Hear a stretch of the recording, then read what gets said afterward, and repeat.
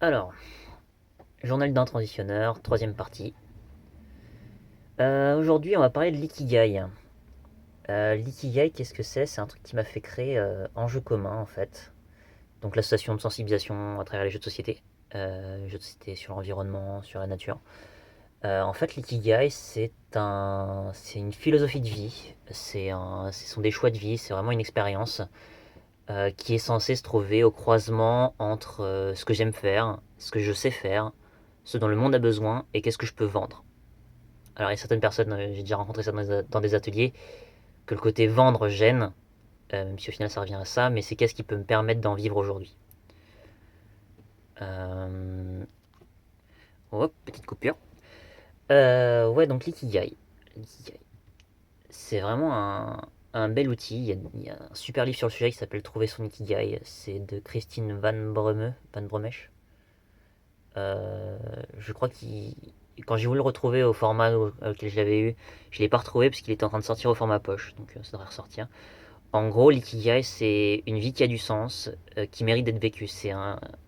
Une activité qui mêle à la fois d'élan personnel, d'élan professionnel. Euh, à la base, ça vient vraiment d'une philosophie de vie japonaise qui provient du verbe vivre et réaliser. Donc c'est la réalisation d'une vie, c'est se construire une vie et pas juste un métier. À quoi ça sert? Ça sert à gagner du temps, c'est-à-dire éviter de perdre du temps sur des activités qui correspondent pas à nos valeurs. Ça permet de trouver des idées, ça permet de prendre une décision, ça permet de faire un bilan de compétences, ça permet de réussir à trouver sa place, réussir à se concentrer sur ce qui est important pour nous, mais surtout ce qu'on aime faire et donc ce en quoi on est doué. Quelque chose qui permette en plus d'en vivre.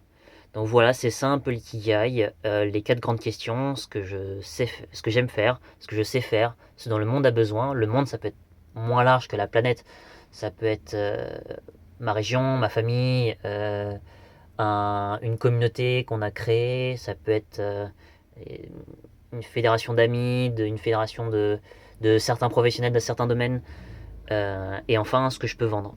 Ce que je peux vendre, l'idée c'est vraiment de répondre à mes besoins de base, mais par exemple, pour ceux qui n'aiment pas l'idée de vendre, euh, faire du woofing, j'aime le faire, je sais le faire. A priori, le monde va avoir besoin de plus d'agriculteurs parce qu'on va pas tarder à devoir retourner à 50% d'agriculteurs, ou en tout cas à une façon de faire où de toute façon on va devoir passer 50% de notre temps au champ. Donc peut-être que dans la famille ça se répartira, mais il y en a une personne qui fera le travail monétaire pour payer les traites, pour payer les charges, machin, etc. Et une autre personne qui s'occupera de l'autonomie, parce que de toute façon, on va tous devoir repasser par là. L'idée, c'est d'essayer d'imaginer ses rêves aussi, notamment.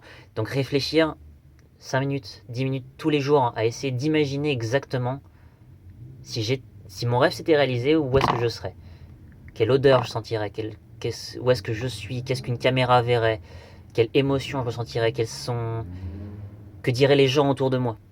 Voilà, c'est ça.